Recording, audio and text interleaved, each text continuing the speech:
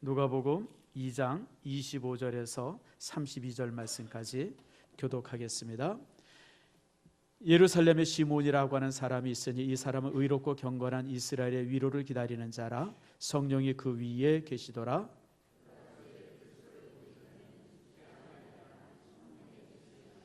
성령의 감동으로 성전에 들어가매 마침 부모가 율법의 관례대로 행하고자 하여 그 아기 예수를 데리고 오는지라. 주제여 이제는 말씀하신 대로 종을 평안히 놓아 주시는도다. 이는 만민 앞에 예비하신 것이요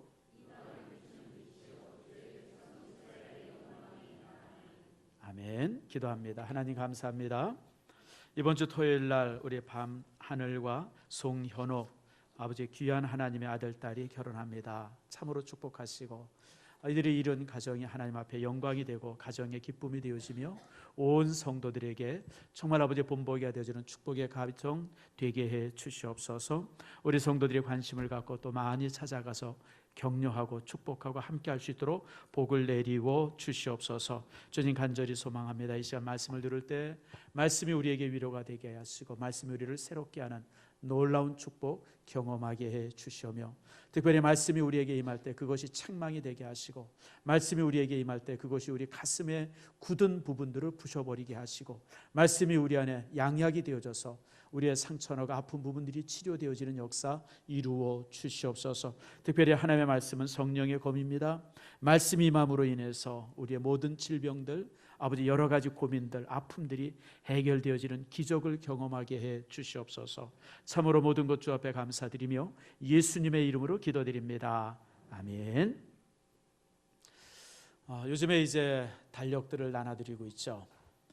한 5년 6년 전만 해도 달력이 참 많이 왔어요. 제가 이렇게 있으면 뭐 은행에서도 달력들이 오고 뭐 근처에 달력들이 왔는데 요즘은 달력 주는 데가 없어요. 경기가 너무 안 좋아졌는지. 그래서 교회 달력 이제 이렇게 나눠주고 있습니다. 그러니까 여러분 이 특별히 교회에서 이 나눠주는 달력은 일종의 전도지입니다. 주변에 예수 믿기를 원하는 사람들 또 우리 주변에 우리 상가들 많잖아요. 그런 곳에 좀 잘 전달해서 항상 걸려 있도록 여러분 그렇게 애써 주시면 고맙겠습니다. 우리가 쓰는 달력을요 보통 그레고리역 달력이라고 합니다.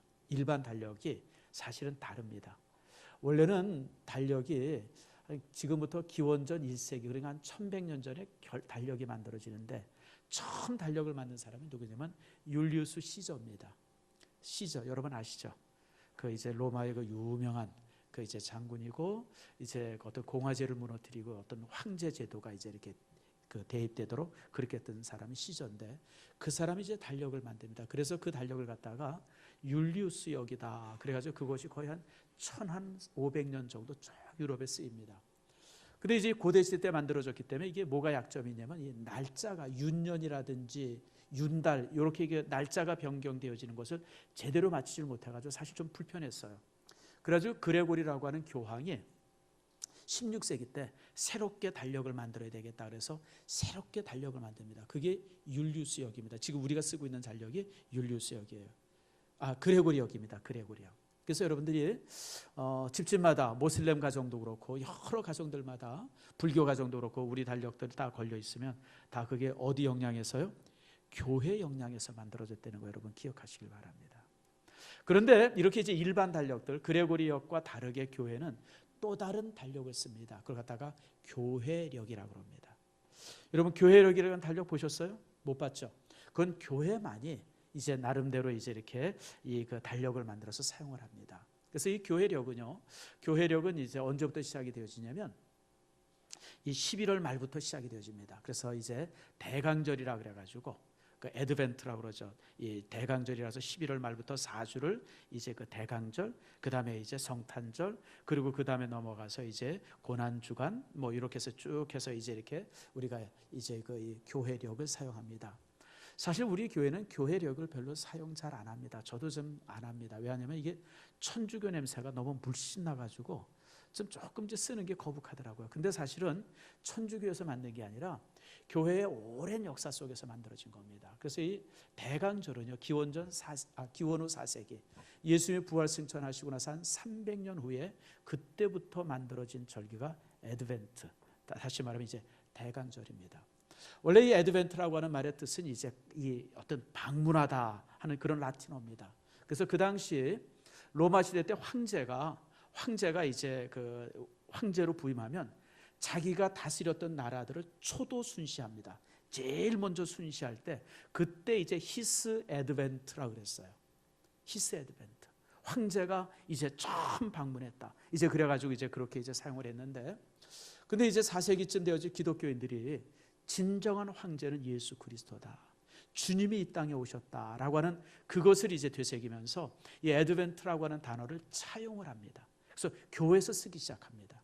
그러면서 이제 예수님의 이제 이 땅에 오신 그 절기를 이제 대강절이라 그래서 이제 4주 동안 1주, 2주, 3주, 4주, 그리고 이제 그 다음 주간을 성탄절로 이렇게 지킵니다. 그래서 여러분들 이 애드벤트라고 하는 이 용어가 이런 어떤 그 이제 의미가 있다라고 하는 것. 특별히 이 애드벤트라고 하는 용어는요, 오신 그리스도를 기념하기도 하지만 앞으로 오실 예수님, 재림하실 예수님을 기다리는 그런 절기로 이제 사용이 되어집니다. 그래서 오늘 이제 이 대림절 네 번째 절기의 날인데, 오늘 이 말씀을 통해서 이제 여러분 다시 한번 어떻게 우리가 예수님의 오심을 기다리고 또 그분을 영접할 것인가라고 하는 걸 말씀을 통해서 우리가 함께 나누려고 합니다.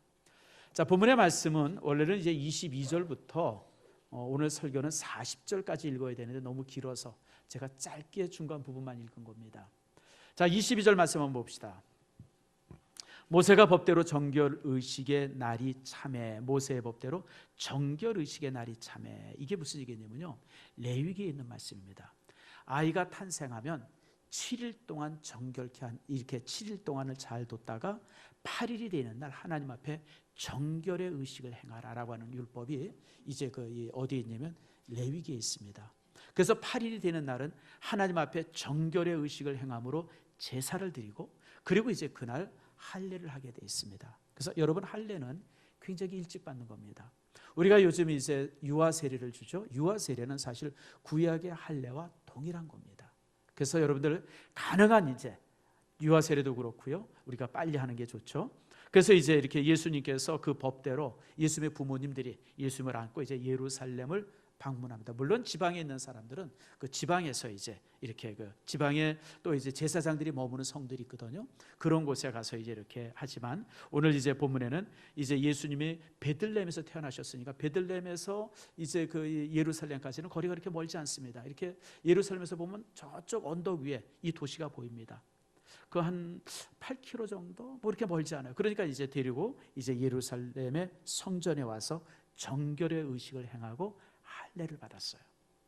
근데 그 할례를 받기 위해서 시몬 앞에 딱 데려갔는데, 시몬이 그 아기 예수를 보고 바로 메시아인 것을 알게 되어졌어요. 참 놀라운 신비죠. 자, 봅시다. 예수님의 부모님들은 가난한 가정의 사람들이에요. 그리고 아이도 정말 가난한 강보에 쌓여서 그렇게 왔어요. 그리고 여기 보니까 정결의식의 제사를 드리는데 비둘기 한 쌍으로 드렸다 그래. 비둘기 한 쌍이란 뭐냐면 가난한 사람의 제사예요. 부유한 사람들은 양이나 염소나 소로 이 제사를 드렸고, 가난한 사람들은 비둘기.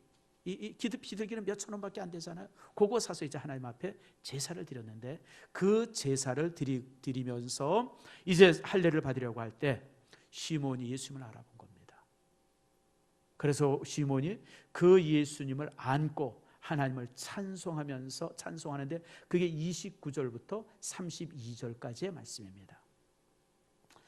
자, 여러분, 근데 이 말씀을 보면서 그 어떻게 시몬이 예수님을 앉자마자 하셨을까? 특별히 여러분 또 본문에 이제 나중에 36절 말씀에 보면 안나라고 하는 여인이 나오는데, 그 안나도 바로 예수님을 알아봐요. 정말 애기인데 그가 메시아인 것을 그냥 알아보게 되어지죠. 참 신비하잖아요. 근데 여러분, 더 큰 신비가 있어요. 두 사람이 예수님을 안 것보다 더 큰 신비가 있습니다. 뭐냐면 그 당시 예루살렘 성 안에 수만 명의 사람이 살았고, 또 성전 안에는 제사장들, 레위인들, 또 이런저런 사람들이 수백 명이 있었는데 그 수만 명의 사람들, 수백 명의, 수천 명의 그 성전에서 봉사하던 사람들 아무도 예수를 알아보지 못하고 오직 노인 두 사람만, 80살, 100살 된 노인 두 사람만 예수를 알아봤다는 게 사실 더 큰 신비입니다. 물론 우리가 그거 무슨 수를 알았겠느냐라고 그렇게 할 수도 있겠지만 여러분, 지금이랑 상황이 전혀 다릅니다. 왜냐하면 예수님 시대에는 메시아 대방의 사상이 아주 강했습니다. 모든 사람들이, 모든 백성들이 메시아가 오실 거야, 메시아가 오실 거야, 메시아를 기대하면서 막 그렇게 정말 모든 사람들의 유일한 소망이 메시아였었어요. 근데 막상 메시아가 이 땅에 태어났을 때 누구도 와서 영접하지 않았고 누구도 알아보지 못했다는 게 사실은 진짜 신비입니다. 너무 큰 신비죠. 어떻게 그 많은 사람들이 알아본 사람들이 몇이 없었을까? 심지어는 여러분, 동방박사가 마태복음에 보면 동방박사가 예루살렘에 가서 이제 메시아가 태어날 것입니다라고 하는 것을 이렇게 이 예루살렘 전체 사람들에게 알리고 또 그 소식으로 인해서 예루살렘 전체가 소동했음에도 불구하고 베들레헴에 와서 예수님의 탄생을 영접한 사람이 한 명도 없었다고 하는 거예요. 그렇게 많은 사람들이 열광을 했는데 막상 메시아가 왔을 때는 정말 그 누구도 영접하지 않았고 알아보지 못했다고 하는 것이 사실은 신비 중의 신비입니다. 왜 그랬을까? 저도 사실은 이 부분에 대해서 참 많이 묵상하게 되어졌고 사실은 여러분들도 종종 이 부분에 대해서 설교를 듣게 되어지죠. 여러분, 왜 그랬냐면 가장 큰 것은 그들이 변질된 메시아관을 가지고 있었기 때문에 그래요. 성경을 보면 성경을 그대로 믿는 것들이 여러분 얼마나 큰 축복인지 몰라요. 근데 많은 사람들이 성경을 믿되 나름대로 해석을 해가지고 성경을 믿어요. 지금의 어떤 시대적인 상황이나 어떤 나름대로 이런저런 역사적 상황이나 자기 어떤 취향이나 이런 걸 가지고 묘하게 변질해가지고 그렇게 예수를 믿어요. 그게 이제 일종의 이제 변질된 신앙이죠. 그 당시 그 당시 메시아를 기다렸던 사람들이 이런 변질된 메시아관을 가지고 있었어요. 왜냐하면 당시 로마의 압제 속에 있었고 로마가 지배하고 있었고 막 그것 때문에 이제 고통받고 있었어요. 그러니까 그 당시 기다리고 있었던 메시아는 어떤 메시아냐면 해방자 메시아예요. 혁명가 메시아예요. 군인처럼 정말 군대를 거느리고 와가지고 그냥 막 사람들을 거느리고 와서 로마를 물리치고 예전의 다윗처럼 이스라엘 나라를 그냥 아주 그 단단한 나라로 세우고 그런 사람을 기대했던 거예요. 그러니까 항상 이 사람들이 메시아를 대망했지만 어떤 사람이요? 힘 있는 사람, 능력 있는 사람, 정말 어깨 딱 부러진 사람, 그냥 무슨 기적을 행하는 사람, 막 그런 사람들을 기대했던 거예요. 아마 여러분 혹시 기억나나 모르겠어요. 70년대, 80년대 우리나라 신학을 지배하던 신학이 하나 있었어요. 그게 뭐냐면 해방신학, 민중신학 이런 겁니다. 그래가지고 그 당시 제가 지금도 기억나는데 제가 이제 저쪽 교보문고, 저기 종로 일가에 있는 교보문고에 가서 이제 그 카드를 사는데 카드 한 카드가 딱 보니까요, 그 카드에 이 아기 예수가 새까맣게 칠해져 있어요. 아기 예수가 흑인인 거예요. 또 옆에 서 있는 부모님들도 흑인이에요. 그래서 이게 뭔가, 아니 예수님이 언제 이렇게 까맣게 칠하셨나? 근데 그게 신학적인 그 어떤 논리가 있더라고요. 뭐냐면 예수님은 고통받는 사람을 위해서 왔는데 그 시대에 고통받는 사람은 흑인이라는 거예요. 그러니까 예수님은 흑인일 수밖에 없다. 그래서 예수님이 흑인 예수예요. 그리고 그 당시에 그 해방신학이라든지 민중신학 하는 사람들이 항상 예수님에 대해서 말할 때 예수님은 해방자고 혁명가고 예수님은 정치적인 그런 어떤 그 변혁의 사람이고 막 그런 것이 그 시대에 그냥 굉장히 아주 유행했었어요. 이게 나름대로 변질된 메시아관이에요. 근데 여러분 2000년 전에 메시아를 기다렸던 수없이 많은 사람들이 바로 그런 메시아를 기대하고 있었던 거예요. 그런 메시아를 기대하고 있었으니까 말 구유에서 태어난 예수, 정말 강보에 쌓여서 그 가난한 부모 품에 안겼던 그 어린 아기는 전혀 메시아일 거라고는 상상도 안 했고 기대도 안 했던 거예요. 그러니까 그렇게 수많은 사람이 메시아를 기대하면서도 막상 메시아가 왔을 때는 그 누구도 영접하지 못했고 이제 이렇게 받아들이지 못했다라고 하는 것을 우리가 이제 말씀을 통해서 보게 되어집니다. 그런데 오늘 본문의 말씀을 보니까 시므온이 예수님을 알아봤어요. 그리고 36절의 말씀에 보니까 100살이 넘은 여인 안나라고 하는 여선지가 이제 예수님을 알아보게 되어집니다. 그래서 오늘 시간에 그럼 어떻게 이렇게 수없이 많은 사람들이, 수만 명의 사람들이 예수를 못 알아봤지만 어떻게 이 두 사람은 알아보게 되었는가라고 하는 것을 본문은 설명하고 있습니다. 그게 25절입니다. 자, 25절 말씀 한번 다 펴보세요. 자, 한번 같이 읽읍시다. 시작. 예루살렘에 시몬이라고 하는 사람이 있으니 이 사람은 의롭고 경건하여 이스라엘의 위로를 기다리는 자라, 성령이 그 위에 계시더라. 여러분, 시몬이 예수님, 아기 예수를 알아봤던 이유는, 그가 메시아라고 하는 사실을 보자마자 알아봤던 이유는 그는 의롭고 경건했으며 이스라엘의 위로를 기다리는 자였고 성령이 그 위에 있었기 때문에 그렇습니다. 다시 말하면 그 당시 사람들과 다른 사람이었다고 하는 거예요. 그 당시 사람들은 어떤 정치적인 메시아를 가지고 있었고 혁명가 메시아를 기다리고 있었고, 그 사람들은 어떤 죄라든지 거짓이라든지 어둠 속에 동화되어서 살고 있었는데, 그런 어두운 시절에 여러분, 시몬은 의롭고 경건한 사람이었어요. 요즘에 이제 우리 주변에 이런 어떤 것 때문에 참 많은 얘기들이 있죠. 참 특별히 요즘 같으면 정치라든지 경제 같은 이런 부분들 속에 우리 국민들이 너무 많이 실망하고 있어요. 그래서 이제 매주 토요일마다 이렇게 촛불 집회가 있어지고 그래요. 여러분, 한번 물어봅시다. 새로운 대통령이 뽑히면 좋아질까요? 여러분, 어떻게 생각하세요? 매년마다 대통령 선거할 때마다 대통령 후보로 나온 사람이 나는 전 사람과 다릅니다, 다르게 할 겁니다라고 매년 그래서 대통령이 되어지는데 달라질까요? 요즘에 대통령 되겠다고 나서는 사람들이 꽤 많더라고요. 그 중에 한 사람이 되면 좀 달라질까요? 글쎄, 우리가 기대는 하지만 제가 지금까지 살아온 경험 그리고 우리 역사를 쭉 보면요, 달라질 수가 없어요. 왜냐하면 모든 법은 기득권자들이 자기를 위해서 만들기 때문에 그래요. 여러분, 법을 만드는 사람들이 국회의원이고 법을 집행하는 사람들이 이제 정부의 여러 이제 이렇게 이 기득권자들인데, 그들이 법을 만들어요. 근데 그들이 법을 만들 때 우리 같이 가난하고 못 살고 서민 이런 사람들에 위해서는 절대 법을 만들지 않습니다. 항상 자기를 위해서 만듭니다. 여러분, 대표적인 게 뭐예요? 그게 김영란법 아니에요, 여러분들. 아니, 세상에 우리나라에 있어서 법이나 정권을 가지고 권력을 가지고 가장 나쁜 짓 하는 사람들이 누구예요? 그게 국회의원들인데 그 사람들은 싹 빠지고요.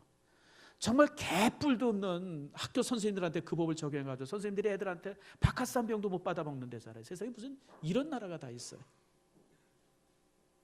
스승의 날 아이들한테 선생님들이 도시락 하나도 제대로 받지 못해. 심지어는 유치원 선생님들도 그렇대요. 아니, 무슨 그들에게 무슨 부패가 있고 그들에게 무슨 문제가 있다고 그런 사람들한테는 그냥 그렇게 만들고, 정작 법을 가지고 제일 그냥 지 마음대로 하는 국회의원들은 쏙 빠져 있고요. 여러분, 이게 기득권입니다. 저는요, 누가 대통령이 되고 누가 뭐가 된다고 할지라도 이런 어떤 그 어둡고 참 이렇게 고통스러운 이런 모습들은 절대 변하지 않는다고 하는 것이 제 생각이고, 그것은 역사가 증명합니다. 물론 우리나라가 5,000년의 역사를 가지고 있고 지금 이 시대 다른 어떤 시대보다 경제적으로는 잘 살고는 있어요. 그건 사실입니다. 그러나 그것만 사실이고 나머지는 똑같아요. 가진 자들은 항상 더 많이 가지고 있고 우리 없는 사람들은 더 없고요. 여러분, 그게 정말 시대적 모습이죠. 그런데 시몬 시대도 동일했어요, 여러분들. 2000년 전에도 그 모습은 동일했고요. 지금도 그 모습은 동일하고 앞으로도 동일할 거예요. 그런데 동일하게 어둡고 절망적이고 죄가 세상을 지배하고 있고 가진 자들이 더 많이 이렇게 그러고 있지만, 그러나 믿음의 사람은 그런 상황 안에서 의롭고 경건하게 사는 거예요.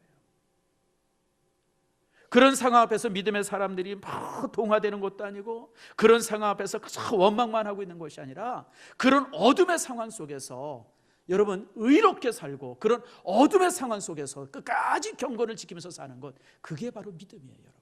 그게 믿음의 힘입니다. 제가 지금까지 보면서 또 여러 상황을 볼 때 여러분, 어떤 시스템이 바뀐다고 해서 사회가 바뀌지 않습니다. 법을 새로 만든다고 해서 여러분 사회가 더 좋아지진 않습니다. 사회가 좋아지고요, 사회가 더 나아지는 방법은 우리 믿음의 사람들이 장소에서 어떤 위치 속에서 주님의 말씀하신 대로 빛과 소금의 직분을 다하면 돼요. 내가 의롭게 살고 내가 정결하게 살고 내가 바르게 살고 내 삶의 빛이, 내가 살아가고 있는 그 삶의 빛이 주변 사람들에게 빛이 되어지고 그런 사람들에게 비추어질 때 세상은 조금씩 나아집니다. 세상을 뒤집는다고 해서 세상이 바뀐다? 여러분, 지금까지 그래 본 적이 있습니까? 여러분, 100년 전에 세상을 뒤집으면 세상이 바뀔 것이다 라고 해서 만들어진 것이 공산주의 아닙니까? 그래서 그 사람들이 얼마나 많이 세상을 뒤집었습니까? 러시아를 뒤집었죠. 소련을, 중국을 뒤집었죠. 그쪽 어디입니까? 동유럽 쪽에 있는 나라들 다 뒤집었죠. 아프리카, 그 다음에 무슨 아메리카, 수없이 나라를 뒤집었는데 어디 그렇게 뒤집고 나서 나라가 더 좋아졌습니까? 아니죠. 더 가난해지고. 제가 며칠 전에 TV를 봤는데 쿠바 얘기를 나오는데 쿠바 공무원들의 한 달 봉급을 가지면 3일치 쌀을 산대요. 그게 공산주의의 끝이에요. 세상을 뒤집은 사람들의 끝입니다. 여러분, 저는 여러분들에게 부탁합니다. 세상이 혼란할수록 이렇게 정말 이럴수록 우리 믿음의 사람들은 오늘 시몬처럼 의롭고 경건하게 살면서 자기 자리를 지켜야 돼요. 우리가 나라 민족을 위해서 기도하고요, 더 많이 기도하고요, 그리고 이 상황 속에서 우리가 정말 의롭게 살려고 애쓰고 정말 하나님 앞에 경건하게 살려고 애쓰는 이 믿음이 우리 안에 있어야 합니다. 그리고 이런 믿음이 세상을 바꾸고요, 이런 믿음이 세상을 좀 더 새롭게 만든다고 하는 사실을 기억하시길 바랍니다. 시므온은 그렇게 산 사람이에요. 여러분, 예루살렘에 수없이 많은 사람들은 그냥 세상을 뒤집으려고 그렇게 했었지만, 그리고 그렇게 세상을 뒤집을 수 있는 사람을 기다렸지만 시므온은 그러지 않았어요. 경건하고 의롭게 주님을 기대했던 것을 우리가 보게 되어집니다. 두 번째로는 본문의 말씀에 보니까 시므온은 어떤 사람이었는가? 이스라엘의 위로를 기다리는 사람이었다라고 말합니다. 이스라엘의 위로를 기다렸어요.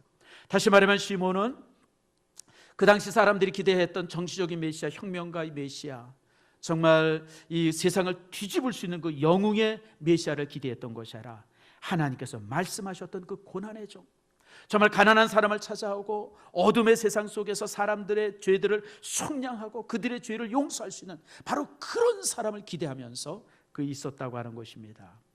성도 여러분, 예수님을 우리의 입맛대로 만들지 말기를 바랍니다. 내가 원하는 예수의 상을 만들지 말기를 바랍니다. 여러분, 그러면 우리는 정말 이 땅에 오신 예수님을 만나지 못하죠. 여러분, 그러므로 정말 주님께서 성경에서 말씀하신 그대로의 예수님을 우리가 봐야죠. 그 다음에 또 이제 세 번째로는 성령이 그 위에 계시더라라고 말씀하세요. 성령의 사람이었었어요. 여러분, 나이가 들면요, 세 가지가 늘어난답니다. 혹시 여러분들 지금 제가 이제 세 가지를 얘기하는데 나다 그러면 여러분 늙은 거예요.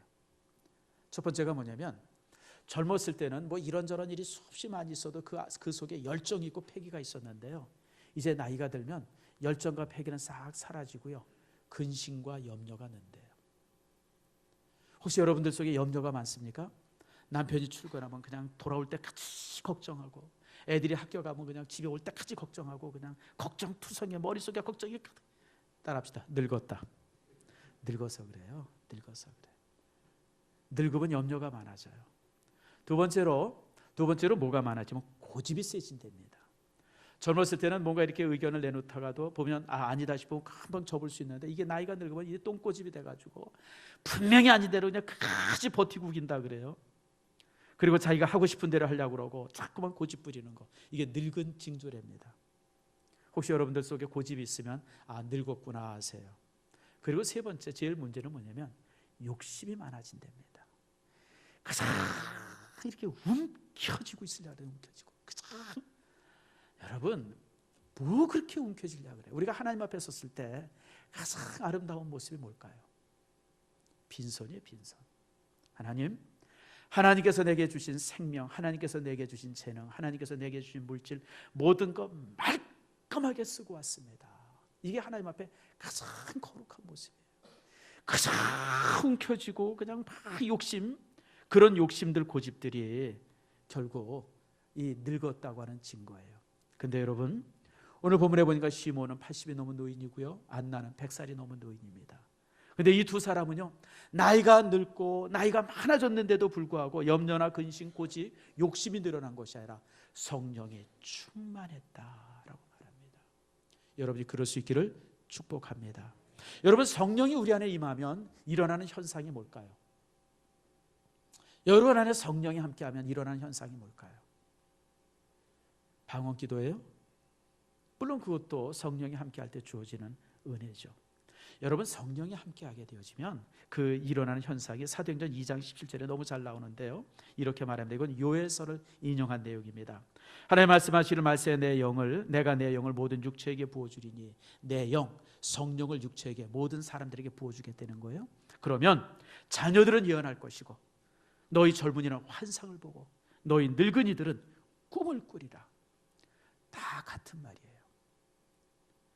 성령이 임하면 꿈을 꾸고 환상을 보고 미래를 갖는다고 하는 거예요. 그게 성령이 임한 사람들의 특징이에요. 가장 지금 욕심들, 고집들, 그냥 뭐 그런 것을 움켜쥐고 있는 게 아니라 성령이 임한 사람은 미래를 바라보고 환상을 바라보고 꿈을 바라봐요. 비전을 가지고 살아요. 이게 성령의 사람입니다. 여러분, 시몬의 비전은 뭐였었어요? 내가 죽기 전에 메시아를 볼 거라고 하는 것이 시몬의 비전이었었어요. 그게 안나의 비전이었습니다. 그 비전을 가지고 그들이 기다렸더니 여러분, 정말 놀라웠게 예수 그리스도를 만난 겁니다. 성도 여러분, 여러분들이 성령 안에서 무슨 꿈을 꾸십니까? 돈 많이 벌 것 꿈꾸십니까? 사업이 더 확대될 것 꿈꾸십니까? 물론 그것도 나름대로 꿈입니다. 근데 우리 믿음의 사람들이 꾸어야 될 것은 더 큰 꿈이어야 돼요. 더 영적인 꿈을 꾸시기를 소망합니다. 정말 하나님의 선교가 땅끝까지 이루어지기를 위한 그 놀라운 꿈들을 갖기를 원해요. 주님의 교회가 하나님 안에서 왕성하게 부흥되어지는 꿈들, 뿐만 아니라 여러분, 정말 그리스도가 이 땅에 재림하셔서 하나님의 나라가 이 땅에 가득 채워지는 이 놀라운 환상들, 그런 것이 여러분들의 꿈이 되어지기를 축복합니다. 쪼잔한 것, 세상의 것, 욕심들, 그것들을 가지고 꿈이라고 생각하지 말고 진정한 꿈은 하늘의 꿈을 꿔야 돼요. 여러분, 시몬이 그랬고 안나가 그랬어요. 그들이 꿈은 하나님의 나라에 있었습니다.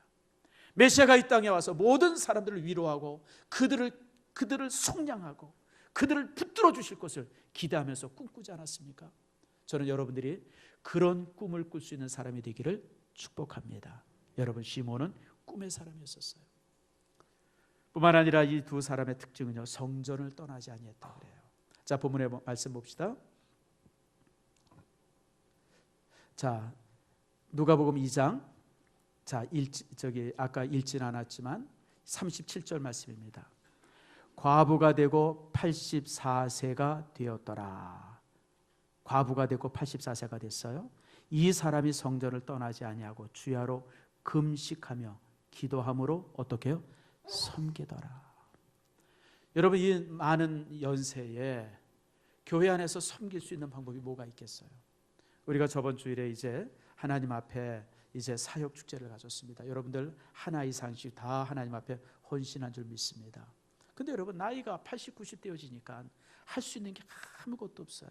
예전에 힘 있었을 때는 막 청소도 하고, 힘 있었을 때는 무슨 뭐 의자도 날르기도 하고, 힘 있었을 때는 이런 거 저런 거 됐지만 이제 그런 것 할 수 있는 그런 어떤 에너지가 그 몸 안에 전혀 있질 않아요. 근데요, 따라합시다. 기도함으로 섬기더라. 무슨 말인지 아시죠? 여러분, 이런 거 저런 거 다 부족하면 기도함으로 섬기는 거예요. 기도가 얼마나 거룩한 섬김입니까? 교회를 위해서 기도하고, 정말 성도들을 위해서 기도하고, 하나님의 나라를 위해서 기도하고, 이런 기도로 섬겼다고 안나를 설명하고 있습니다. 성도 여러분, 제가 이렇게 목사로서 오랫동안 이렇게 성도들을 보면요, 하나님의 사랑과 가장 정비례하는 것이 교회 사랑입니다. 가만히 여러분 자신을 보세요. 하나님을 사랑하는 사람들은 교회를 사랑합니다. 하나님을 사랑하는 사람은 성도를 사랑합니다. 성도를. 하나님을 진정으로 섬기는 사람들은 성도를 섬깁니다. 하나님 앞에 정말 거룩한 사람은 성도를 위해서 정말 헌신합니다. 그게 하나님 사랑이에요. 저는 여러분들 속에 이런 성전 사랑의 축복이 있어지기를 축원합니다. 여러분, 성전을 사랑한다고 해서 하루 종일 교회에서 살려는 게 아니에요. 하나님의 교회 안에서 성도들을 사랑하고 교회의 성장을 위해서 기도하고 정말 안나처럼 정말 기도함으로 섬길 수 있는 축복이 여러분 안에 있기를 축원합니다. 자, 그런데 중요한 것은 오늘이 이제 대강절 네 번째 날인데요, 이 대강절이라고 하는 것은 그분의 오심에 대한, 황제의 오심에 대한 기다림이죠. 근데 여러분, 이미 예수님은 2000년 전에 오셨어요. 대강절은 2000년 전에 오신 예수님을 기대하는 절기가 아니라 지금 내 삶에 오신 예수님을 영접하는 절기고, 앞으로 이 땅에 오실 예수님, 재림하실 예수님을 기다리는 절기, 그게 바로 진정한 대강절입니다. 여러분, 성탄절이라고 해서 그래서 2000년 전에 있었던 그런 어떤 그 이제 말구유 사건들, 이런 사건만 계속 회상한다 그러면 우린 과거에 묶여 사는 사람이에요. 우린 과거에 묶여 사는 사람이 아니라 현실에 발을 딛고 미래를 바라보는 사람이 되어야 됩니다. 현실을 바라본다고 하는 것이 뭡니까? 지금 우리의 삶 속에 임한 그 주님을 내가 영접해야 돼요. 주님께서 마태복음 18장 20절에 말씀하신 것처럼 두세 사람이 내 이름으로 모인 곳에 내가 거기 어떻게 함께 하겠다 그랬어요. 여러분들, 여기 지금 두세 사람이 아니라 200~300명의 성도들이 앉아 있지 않습니까? 지금 이 자리에 예수님이 함께 하세요. 문제는 이 자리에 함께 하신 예수님을 내가 내 삶에 영접하느냐 못하느냐가 문제예요. 여러분, 여러분의 삶의 현장에 예수님을 영접하기를 축복합니다. 예수님의 자리가 있어야 돼요. 예수님의 자리. 내 삶 속에, 내 영혼 속에 예수님의 자리가 있어야 되고, 내 가정 속에 예수님의 자리가 있어야 되고, 내 직장 안에 예수님의 자리가 있어야 돼요. 나만 있으면 안 돼요. 내 자리에 가장 중간에 주님이 있기를 축복합니다. 그게 믿음의 사람이고 그게 영적인 사람의 삶입니다.